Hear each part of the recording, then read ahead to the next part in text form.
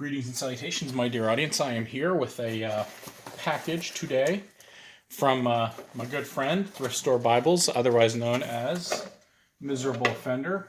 I have his picture here somewhere. Miserable Offender, see? Yeah, right there. Miserable Offender. I want to give a shout out to my pal Mike, to all the visionaries and mystics out there. Thank you for joining me. So I got this package today. Very excited. Looking forward to seeing what we got. He made mention to growing my Saints collection, so I'm super happy about that. And let's see, we have card, so it's still considered a book package or a media package. All right. One time I sent Miserable Offender media package, and the post office went through it, and they charged him for the difference in the postage. It was not pleasant. All right, so let's see what we have. Very excited. He went thrift store shopping. Apparently the favorite store of not only him, but Mamo as well. So we'll see what we got. Always adding to my Saint repertoire over here. All right, first things first. The Rule of Saint Benedict in English. Not sure what that says. Something 1980. Maybe it was updated in 1980. The Rule of Saint Benedict. This is awesome. I do have a Rule of Saint Benedict, but it is in contemporary English, so this might be more closer to the original. And I'm always interested in the Rule of Saint Benedict, just to kind of fill you in. Back when monasteries were being formed in the early part of the history, I think the 10th century-ish, Saint Benedict was one of the first to come up with rules for the monasteries. And so the Rule of Saint Benedict not only determines rules for many Benedictine monasteries. Okay, Benedict was in the 480 to 547, so a little late for me. So that's 5th to 6th century stuff. And his rules you can actually apply to, stickers. Oh, lots of stickers. Oh my gosh. He gave me like a whole, oh my gosh. I'm going to have to send these out in care packages. This is so cool. So we'll get the word out for Miserable Offender, push his channel, and get that to awesome. I'm going to send a care package to Chad Brooks, and I'll get him one of those. All right. So you can actually use the rule for your own spiritual life, for the rhythm of your own spiritual life. And basically, it really is a rhythm of prayer, of work and recreation. Some of the things are technical for monasteries, but you can, like, when you read it, you can say, okay, I don't live in a monastery and I'm not a monk, but how does this apply to me? What is the rhythm I can use here?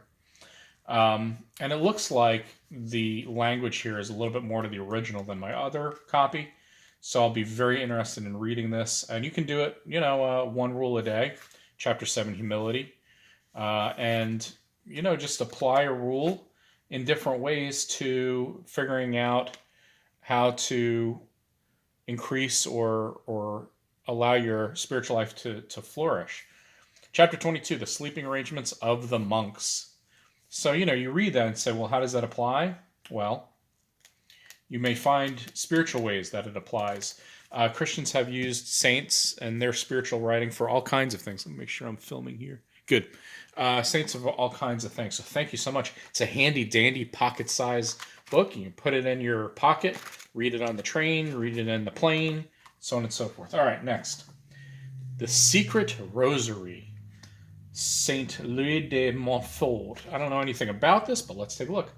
Saint Louis Marie Rignon de Montfort was born in Brittany, France on January 31st, 1673. He was ordained in the priesthood, distinguished himself by his zeal in missionary work. He preached so forcefully and effectively against the errors of the Jansenism. I'll have to look that up, the Jansenism. I'm not sure what that is. That he was expelled from several dioceses in France.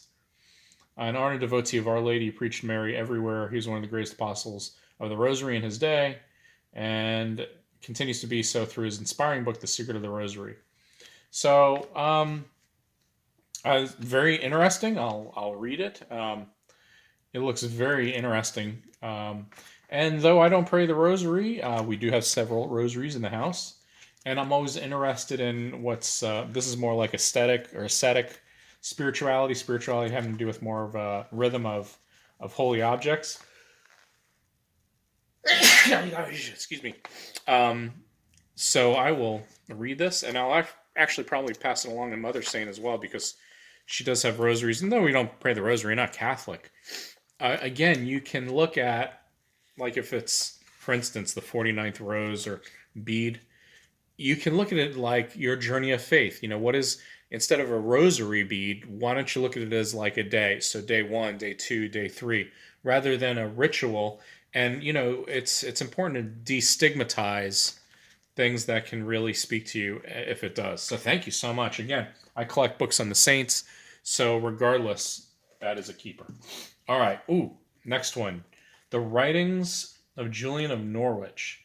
This is huge. I have an abbreviated copy of this, but not the whole thing of her writings. I mean, it's very abbreviated. This thing is thick. All right, so there's the forward introduction, short text, long text. Let's go to 123. Let's go to the long text. 10 chapter. So St. Julian of Norwich was a hermit in South Britain, and really just had these visions very young. I think she was like 18 or 19. Devoted herself to Christ, and has some of the richest writing of any of the saints, in my opinion. So let's read, like, for instance, this. After this, before God revealed any words, he allowed me to contemplate him for a fitting length of time, and all that I had seen and all the significance that was contained in it, as well as my soul's simplicity could accept it. And when he, without voice and without opening of lips, formed in my soul of this saying, with this the fiend is overcome, our Lord said this to me with reference to his blessed passion. Let's see. God showed me that the fiend is now the same malice as he had before the incarnation, and he works as hard, and he sees as constantly as he did before all souls who will be saved escape him to God's glory by the power of our Lord's precious passion. She is considered a mystic, so when I say visionaries and mystics, Julian of Norwich is one of those mystics that just very powerful writing. I recommend this to one of my friend's daughters, who's like 15 or 16 and just has a very passionate, very tactile or almost kinesthetic spirituality. And I said, you need to read some Julian of Norwich. And I have an edition that she would benefit more than this, but with this I could probably pass my version along to her and see if she's interesting. It's a simpler version. This is awesome. It includes notes, and it looks like all kinds of prayers. So very good. Thank you. These just keep getting better and better. The collected works of St. John of the Cross. St. John of the Cross is another mystic. He, I think he was trying to find the way. I'm not sure if it's St. John of the Mountain or St. John of the Cross. You guys can correct me, but I believe it's St. John of the Cross who had his dark night of the soul.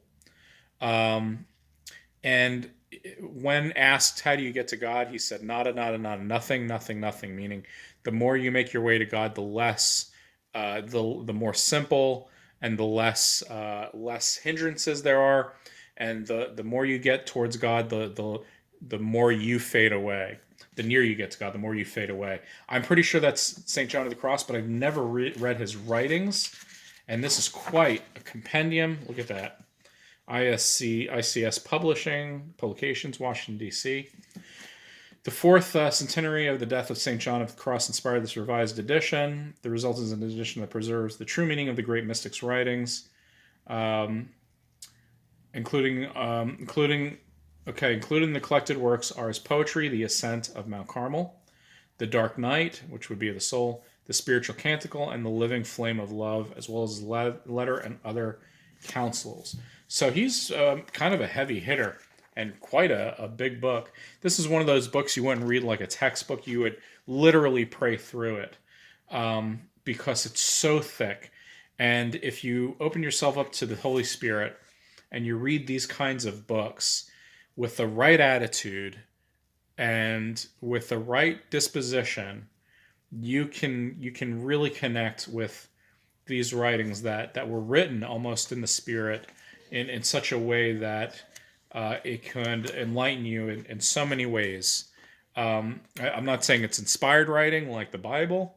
I'm just saying it's inspired in a way that can illuminate truths to you as books like this really get to the heart, to the very heart of God. And so I look forward to that. I mean, these are real serious books. Thank you so much, Thrift Store Bibles, Miserable Offender. Just incredible books. And certainly interested in all of these. Look at that honker. I mean, that thing is huge. Almost 800 pages. There's a bibliography. So if you go, or index, glossary of terms. So 764 pages before you get to the glossary and indices. So very good. Thank you so much. So check out his channel. I'll put it below, but I'm so happy and just really blessed with this particular care package. Let me see if there's anything else in here. No, nothing else. That's okay. What kind of bag is this here? Frost King event covers. That's funny. All right. So just to give you a little sneak peek, by the way, I have another Bible to review down the road. I'll just give you a sneak peek. An old King James version. Look how old that is. It's from 1948. It's fallen apart, but it's pretty fun. Just a sneak peek of a coming event, of a review that's coming to a channel of St. Joe Egg Benedictus near you. Thanks for watching. Like, subscribe. Talk to you later. Send care packages, people. They're good for the soul.